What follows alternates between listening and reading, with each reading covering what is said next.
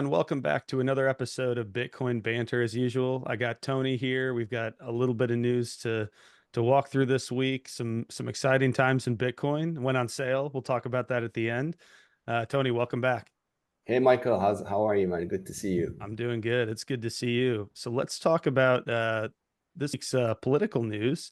So I don't know if we talked. I think we touched on the debate performance of Joe Biden last week, but Mm. neither of us watched it. So just saw clips here and there. But Joe Biden is weighing whether to continue. I've heard a lot of mixed signals on this. People saying he's already stepping out. He is hell bent on staying in.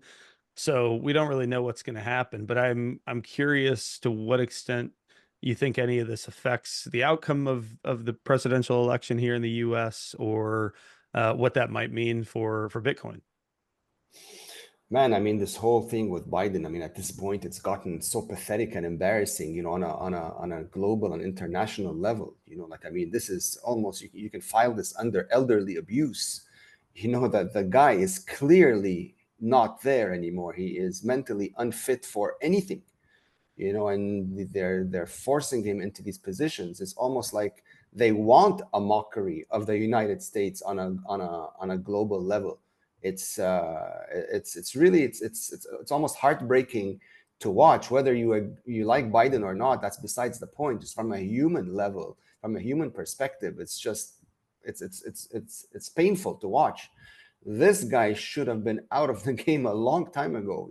Like, I mean, it's gotten to a point now where it's like it's critical. Like, I don't know how long they're going to keep him there, what the plans are, but I don't see him lasting much longer. you Yeah, know no, uh, yeah. I don't know how he does because I don't know how he improves his performance to reignite excitement around the base. I think enough people are disillusioned by the performance. I think the good thing is, I mean, hopefully, for Joe, hopefully he either steps out or loses and can go get taken care of. But we Well, would probably have a pro Bitcoin president in our hands, either in RFK or Trump, almost regardless, I think. But certainly if Joe continues, I don't think there's any way he absolutely, wins. absolutely. I mean, he's done so much, like, bad things during his term that he's unpopular. If he put his mental state aside, just his politics and his performance over the last few years has been absolutely horrific. I don't think he's gathered many fans in the space. So and he's definitely not pro Bitcoin. It's very clear. Now all of a sudden, the term pro Bitcoin, like, you have to be a complete moron to buy it, right? Like, I mean, if all of a sudden they start advocating for Bitcoin, they're full of shit, because for the past 2-3 years, they've done everything to try to destroy it, but ultimately failed. So whoever comes next, Bitcoin, Bitcoin's apolitical. I mean, Bitcoin doesn't really care, right? But it's become part of politics, whether they like it or not, because there's a lot more people that are into it, and if you want their votes, well, you're going to have to align yourself with what it is that they want, and Bitcoin is the future that we're all aiming for. So, I mean, I've said Absolutely. this, I've said it before. I don't really care who becomes president, as long as that person is stripped from the power of money. Put anyone you like. It doesn't matter anymore at that point. Yeah, yeah, just leave it alone is kind Yeah, of where I'm at. yeah. Um, all righty. So we had more big news. So this was in the US again, and this is just kind of some of the news we've seen come across this week. So there was this I know we were talking a little bit offline, but there was this Supreme Court precedent of Chevron deference, which basically effectively allows the administrative state, who are unelected, uh, not tasked with making laws, enable them to set rules and sort of interpret as quote unquote experts any laws that were passed within their sphere of expertise.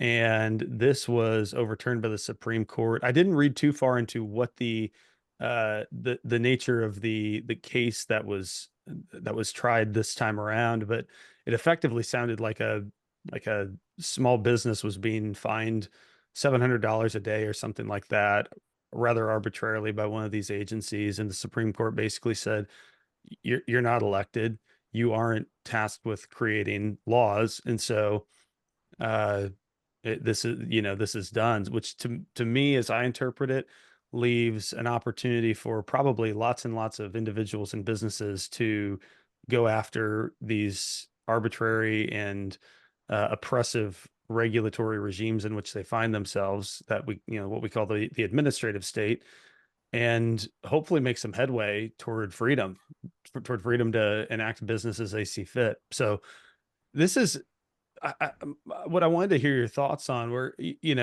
on one hand, for the last, decade, it feels like Bitcoin and freedom has just been under attack. We're like at peak centralization. On the other hand, now we have, prominent political figures coming out in support of Bitcoin. We have, I think this month in Nashville at the Bitcoin conference, there are going to be several politicians speaking, and that now we have a case like this that really, really damages the administrative state to the benefit of the people. Do you think this is a general trajectory that, like, are we like on this path toward a better future already, or do things have to get ugly still and then we have to find our way? Where's your head on that? Well, the matrix is cracking. This is how I see this. I mean, definitely the forces of good have started to gain more steam in this, and it's becoming very clear that the days of honoring themselves are coming to an end for all these unelected psychopaths that think they can just, run the world the way they see fit. They screwed things over during the scamdemic. During COVID, they thought, they had everything under control. But there's only so much you can bully people, and you can only bully a certain kind of people. Eventually, you're going to get pushback, and I think this is what started to gain more and more speed over the last couple of years. And here we are. Bitcoin just accentuated this, because Bitcoin represents everything about freedom, and it's a bottoms up movement. So you get enough people that pay attention to this, and you are going to have to do what the people want, because it's just a numbers game at that point. There's more of us than there are of you, and if you don't comply, we're going to have a problem. So I think this is what's starting to happen. There's enough steam brewing now that even on the political front, the newcomers into the scene, they see this very clearly and are embracing the way and the choice of the people. That's what I think is happening. And so that matrix, that psychopathic vision of tyranny, dictatorship, control, and all that stuff, that is falling apart. That's categorically, in my opinion, at least, falling apart. I don't see this lasting. It might get worse, because obviously these are crazy people that want to remain in power no matter what. But the more they push, there's also the other side that's pushing even harder now. How that plays out is anybody's guess. But Bitcoin represents freedom. More and more people want Bitcoin. Bitcoin is the future. Yeah, I think you hit on an important point. So I know a lot of people who during COVID were, rather compliant. They thought it seemed necessary, but then as they reflect on it a couple years later, they regret getting the jab, they regret complying, they, regret not basically voicing their opinions. And I don't think there's I think, to your point, they blew that opportunity, that tragedy, and have have created sort of a war machine of people who aren't going to put up with it again. And I hope that they're going to look for the next pandemic or the next crisis, right? Because it's an opportunity for them to print more money, take control of more things. And I think you're still going to have those crazies who, just blindly follow government. But more and more people are like, the fact that people are hearing about this Supreme Court ruling, most people are really blind to what goes on. But this seems to have gained a lot of steam in the press. And I think it's because COVID opened their eyes to what is, and it's not a future that people want. So it makes me very hopeful. Again, it's anybody's guess how this plays out over the next, 2, 5, 10 years, but we seem to be, at least politically, maybe on a trajectory of, that's more positive. Yeah, of course. I mean, the last few years, I mean, the real pandemic, as far as I see it, well, we had a pandemic of cowards. Mm. This is what it was. People just simply blindly complying and to whatever was said to them without any form of thought or common sense. But that only lasts so long, and now finally, there's you know those that are paying attention, are growing in numbers and are pushing back, and it's thanks to those that put up with all the pressures and the attacks and all that stuff, that this the wheel in the right direction started to move at a bigger pace and brought us to where we are now. Because otherwise, had the sleeping lion, so to speak, not woken up, this would have been a very dire outcome. Yep, absolutely. All righty, last point here, and I'm going to check where we're at on Bitcoin price. We're at 55.6 in US dollars. So it's on sale, Tony. I know Absolutely, man. this is yeah, you're bringing out the champagne to celebrate this, but you Of know course. you had a good tweet and you highlighted here three, possible causes of the dip, and I think a lot of people, especially those newer to Bitcoin, I told you, before we jumped on, like I've only been in Bitcoin so long. And as much as I like when it goes on sale, my conviction's never been higher. I don't sweat these dips. I tell people it's on sale, they should buy some. I'm ready for my first real bull run. So maybe you could just elaborate a bit on some of the price action and where your mindset, how you approach these sorts of scenarios. Yeah, man. I mean, if you understand Bitcoin and money, this is, you'd be jumping for joy right now, rather than running for the hills. Those that run for the hills understand nothing. This is why they're overwhelmed with fear. All of a sudden, Bitcoin's going to zero. It's a scam. The government has won. Blah blah. All that, rubbish. But this is, this is expected. I mean, like I said, many times we are moving from a corrupt legacy system that's been around for many many years into a brand new one. Like it's not going to be a light switch or smooth sailing. There's going to be these ups and downs, but once you understand the fundamentals of money and what Bitcoin actually is, why would you be scared? I mean, like, if I can throw you 30 years into the future and you see for yourself that Bitcoin is the most valuable asset known to humanity, then you would do anything to be thrown back into the present in order to buy it, right? But Right. most people don't get that because we're not living in the future yet. So you have to study Bitcoin to see that future.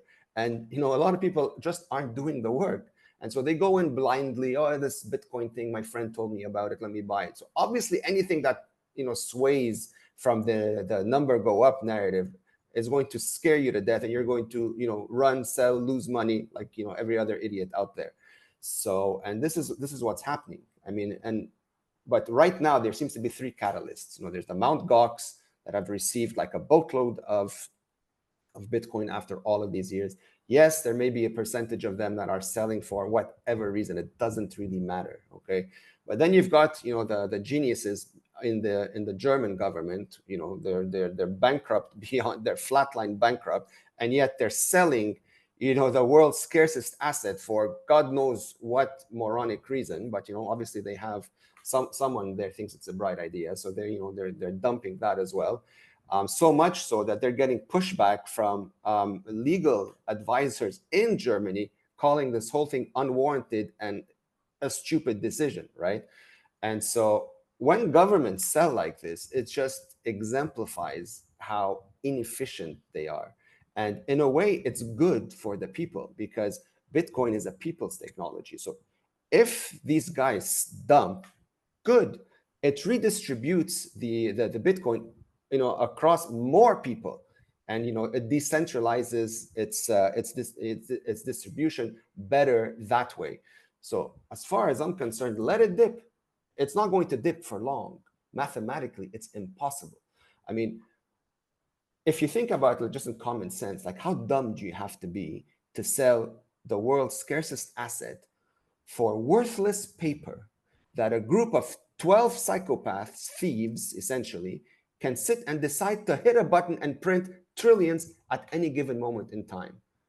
This is essentially what you're doing.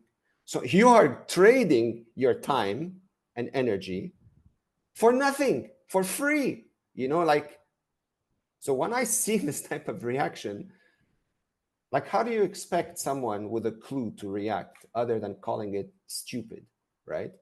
But Yeah. it takes education. It takes a willingness to sit down and understand this, which thankfully more people are doing. But clearly, there's a lot more that will find any excuse not to do the work. But ultimately, they will all come to Bitcoin because they will have no choice but to do this. But the price that they will pay when that moment comes will be significantly higher if they can. So when the price dips, man, it's a Christmas present, go for it, because it's not going to last long and you're certainly not going to have this forever.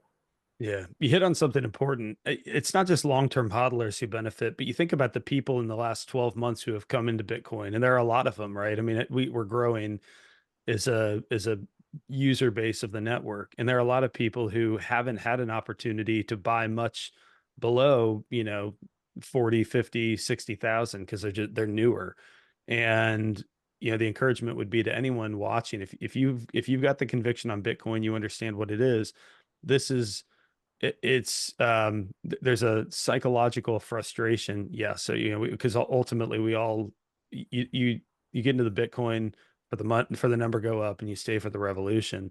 But this is a chance to accumulate because you were later than someone who got in 2013 or even in 2022, like I did, who was a bit, quote unquote later to this point. So it's an opportunity. It's on sale. The CEO said we need to See, sit slash, tight. yeah, slash prices a little bit.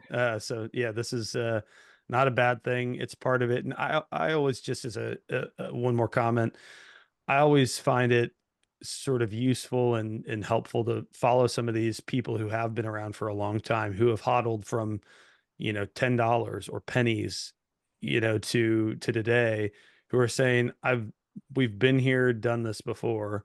And this is how bull markets begin, is you have, some corrections, you have some consolidation.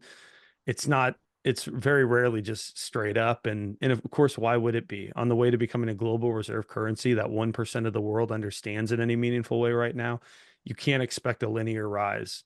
It's going to have volatility as people figure it out, as people lose conviction, regain conviction, and it's just part of the deal. So I thought your tweet was helpful, and I hope a lot of people see it, because it's I understand if you're new and you haven't had the time to accumulate a lot of Bitcoin and accumulate a lot of conviction, it can be concerning. Like, did I make a mistake? But in our view, you haven't, and this is only the beginning. Yeah, I mean, if you're coming into Bitcoin and expecting the number go up all the time, you've got some growing up to do, man. That's not the way things work. What I recommend you do is actually study Bitcoin, buy what you can and just forget about it. Hmm. Again, the hardest part about Bitcoin now is doing nothing, like literally doing nothing. Make sure your Bitcoin is in your self custody for sure. It needs to be in your full control. Don't go leaving it on an exchange or some other company for the illusion of convenience. Learn how to take full control over it, and then just forget you have it. And whenever you have free money, um, put it into Bitcoin and just chill.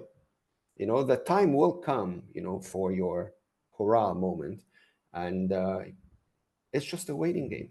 This is Yeah, history in the making. I am 100% very, very optimistic on this. But you absolutely. have to go through this, frustration of the up and down and those not getting it and those selling for no reason. Like, you have to deal. It's just part of the game, right? So Yeah. And there's keep no in mind sense. too, Yeah. that your fiat portfolio is doing the same thing.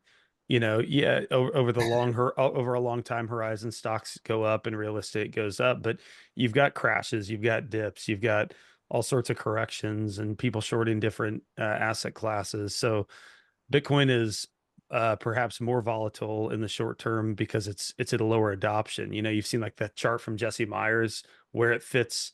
It's like 1 trillion. It's a $1 trillion asset class versus, I think, government debt's like 300.